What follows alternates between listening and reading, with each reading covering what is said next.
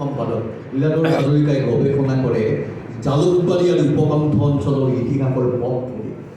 তেওঁ series of research article publish তেওঁ মানে ধাৰাবাহিকভাৱে গৱেষণামূলক প্ৰবন্ধ প্ৰকাশ কৰি আছে বিশ্ববিদ্যালয় জালুকবাৰী আৰু গুৱাহাটী উপকণ্ঠ অঞ্চলৰ বিভিন্ন ঐতিহাসিক সমন্বয়। গতিকে বিশ্ববিদ্যালয় কৰ্মচাৰী গৱেষণা এইখিনিতে কথা আমি কোৱা দৰকাৰ যে বিশ্ববিদ্যালয় কৰ্মচাৰী যে অকল সাহিত্য ক্ষেত্ৰতে অনুখিয়াল ঠিক তেনেকুৱা নহয়। কাৰণ ভগৱান শৰ্মা, দীপিকা চৌধুৰী বাইদেৱে বহি আছে, তেখেতসকলৰ উপন্যাস যথেষ্ট মানে মনোগ্ৰাহী, অসমীয়া সাহিত্যৰ একে চমকপ্ৰদ উপন্যাস তেওঁলোকে লিখি থৈ গৈছে। একে সময়তে আমি ক'ব লাগিব যে অভিনয় ক্ষেত্ৰত অসমৰ নাট্য আন্দোলনৰ ক্ষেত্ৰত বিশ্ববিদ্যালয় কৰ্মচাৰীৰ অৱদান অতুলনীয়। অতি দুখৰ বিষয়ে যে বিশ্ববিদ্যালয়ৰ মহাৰাজত জয়ন্তী উপলক্ষে এনেবোৰ চৰ্চা অলপ সৰ্বভাৱে হ'ব লাগিছিল, কিন্তু এটা সাহিত্য সংগঠনৰ বেনাৰত আমি কেইজনমানে এই কামটো কৰিছোঁ যদিও বিশ্ববিদ্যালয় এইবিলাক সৰ্বিচ্ছৰ্বন নহ'ল। এইটো সঁচাকৈ দুখৰ কথা। বহুতে নাজানে যে কৰ্মচাৰীসকলে বিশ্ববিদ্যালয়ৰ নাট্য আন্দোলনত বিশেষভাৱে অৱদান আগবঢ়াইছিল। তাৰিণী হাজৰিকাৰ চিকৌ ফটা নগলিনে ইয়াৰ পৰা এনেকুৱা ধৰণৰ বচন, অসমীয়া পুৰণা গালিৰ বচনেৰে তেওঁ সাৱলীল অভিনয় কৰিছিল গুৱাহাটী অনাটন কেন্দ্ৰৰ নাটকৰ মাধ্যমত। তাৰিণী হাজৰিকাই তেওঁ থুপ খাই আছে। কোনো দি চাম মোৰ চাগে নতুন সভাপতিগৰাকীয়ে মোৰ ভাষণ বেয়া হৈছে, তেখেতৰ হামি আহি গৈছে। মই কিন্তু মন কৰি থাকোঁ নতুন সভাপতি মোৰ ভাষণ ভাল হোৱা নাই যেন, কাৰণ মই ভাবোঁ বক্তাজনৰ এটা দায়িত্ব হৈছে শ্ৰোতাৰ মনোযোগ আকৰ্ষণ কৰিব পৰা। যদি শ্ৰোতাই মনোযোগ দিব পৰা নাই বক্তা ফেইল। বক্তাজনে শ্ৰোতাক লক্ষ্য কৰি থকাটো দৰকাৰ বুলি মই ভাবোঁ। আৰু সেইকাৰণে মই কওঁ মই চাগে সফল হ'ব পৰা নাই, নতুন সভাপতিৰ মন মই আকৰ্ষণ কৰিব পৰা নাই। আৰু সেইকাৰণে মই কওঁ যে অসমৰ নাট্য আন্দোলনত দুটা নাম সঁচাকৈ আহিব কৰ্মচাৰীৰ পৰা। এক হৈছে শৈল বৰুৱা, এক আছিল তাৰিণী হাজৰিকা, আন আছিল শৈলধৰ বৰুৱা। আৰু মই সাৱলীল অভিনয়েৰে বিশ্ববিদ্যালয়ৰ বিংশ কুমাৰ প্ৰেক্ষাগৃহত বলিষ্ঠভাৱে আমোদ দিছিল দৰ্শক শ্ৰোতাক। তাৰ মাজত আছে পাৰ্বতী প্ৰকাশ শৰ্মা। আৰু আমাৰ মঞ্চত বহি থকা দ্বিজেন ঠাকুৰীয়ে তেওঁক খুব সাৱলীল অভিনয় কৰিছিল। তেখেত আছিলে খুব বক্তা।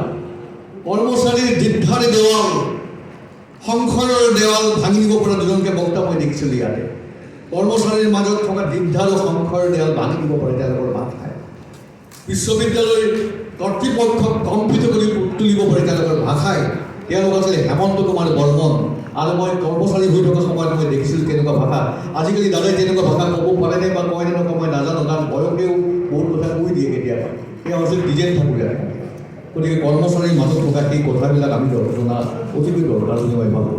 হেমন্ত বৰ্মন ডাঙৰীয়াক এইখানে ক'ব লাগিব যে অসমৰ জাতীয় আন্দোলনৰ ক্ষেত্ৰত হেমন্ত বৰ্মন ডাঙৰীয়াই আগশাৰীৰ পৰা নেতৃত্ব গ্ৰহণ কৰিছিল। দিল্লীত ঘূৰণীয়া মেজবোৰত তেওঁ প্ৰতিনিধিত্ব কৰিছিল। গুৱাহাটী বিশ্ববিদ্যালয়ৰ কৰ্মচাৰীৰ কাৰণে এক নিশ্চয় গৌৰৱৰ কথা বুলি মই ভাবোঁ। অকল সাহিত্য আৰু নাটকৰ ক্ষেত্ৰতে নহয়, ক্ৰীড়া ক্ষেত্ৰতো আছে বিশ্ববিদ্যালয়ৰ কৰ্মীৰ গৌৰৱময় গাথা। বহুতেই নাজানে আজিৰ পৰা 50 বছৰ আগতে বিনয় বল নামৰ এজন কৰ্মচাৰী ইয়াত আছিল। মই তেতিয়া স্কুলত পঢ়া নাছিলোঁ, মই খুব সৰু আছিলোঁ। বিনয় বল যেতিয়া আমাৰ আৱাসত আছিলে মই অকণমান মনত পৰে।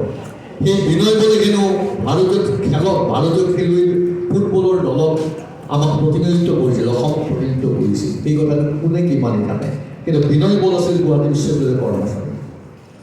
আৰু আমি জনা দৰকাৰ যে বিশ্ববিদ্যালয়ৰ কৰ্মচাৰী ৰাজনীতি কৰিব জানে। উদাত্ত ভাষণেৰে বিধানসভাৰ মজিয়াক কম্পিত কৰিছিল বিশ্ববিদ্যালয়ৰ এজন প্ৰাক্তন সভাপতি কৰ্মী সন্থা। তেওঁ MLA হৈছিল, তেওঁ যে হৰেন্দ্ৰদেৱ গোস্বামী। এই কথাবিলাক আমি অনুধাৱন কৰা বৰ দৰকাৰ। অসমৰ সংগীতক, অসমৰ ভ্ৰাম্যমান জগতৰ সংগীতক আগশাৰীৰ পৰা নেতৃত্ব দিছিল দুজন ব্যক্তিয়ে, এজন দশৰথ দাস আৰু দেৱেশ্বৰ শৰ্মা। আৰু দেৱেশ্বৰ শৰ্মা আছিল মোৰ মামা আছিল দেৱেশ্বৰ শৰ্মা, কিন্তু বিশ্ববিদ্যালয়ৰ কৰ্মচাৰী আছিল। এই কথাটো আমি জনা দৰকাৰ। তেনেকৈ আছিলে মনজিত হাজৰিকা, সংগীতৰ সাধক, পুৰা সংগীতৰ মধুকৰ সাধক বুলি ক'লে ভুল নহ'ব আমাৰ মনজিত হাজৰিকাদেৱ। গতিকে এনেকুৱা ধৰণৰ গৌৰৱ কথাৰে মই আশা কৰোঁ বিশ্ববিদ্যালয়ৰ কৰ্মচাৰীয়ে নিজকে নিজৰ পৰিচয় লওক আৰু স্বাভিমানেৰে থাকক, অহংকাৰেৰে থাকক যে আমি বিশ্ববিদ্যালয়ৰ গৌৰৱমণ্ডিত ইতিহাসৰ অংশীদাৰ। আৰু কেৱল স্বাভিমানেহে মানুহক কৰ্মক্ষেত্ৰত প্ৰেৰণা যোগাব পাৰে। আত্মসন্মান বোধে মানুহক কৰ্মক্ষেত্ৰত প্ৰেৰণা যোগাব পাৰে। আৰু স্বাভিমান বা আত্মসন্মান বোধৰ বাবে আৰু নিজক কেনেকুৱা পৰ্যায়ত ৰাখিবৰ কাৰণে আমি ইতিহাস খুচৰি থকাটো দৰকাৰ। ইতিহাসৰ চৰিত্ৰবিলাকক জনাটো দৰকাৰ। এইখিনিকে কৈ মোৰ বক্তব্য সমাপ্ত কৰিছোঁ। ধন্যবাদ। জয়তু বিশ্ববিদ্যালয় কৰ্মী সন্থা, জয়তু বিশ্ববিদ্যালয় কৰ্মচাৰী ঐক্য। কিছুমানে কৈছে যে বিশ্ববিদ্যালয় কৰ্মচাৰীৰ মাজত দুটা কোড হ'ব নালাগে। আপোনালোকে বেয়া নাপাব, মই চাগে এনেকৈ ক'বৰ কাৰণে অধিকাৰী হয়নে নহয় নাজানো, কিন্তু কৰ্মচাৰীৰ প্ৰাক্তন তৰংগ সম্পাদকৰ পুত্ৰ হিচাপেও মই কওঁ যে বিশ্ববিদ্যালয়ৰ কৰ্মচাৰী দুটা ভাগত থকাটো খুব এটা ভাল কথা বুলি ভাবোঁ। ধন্যবাদ।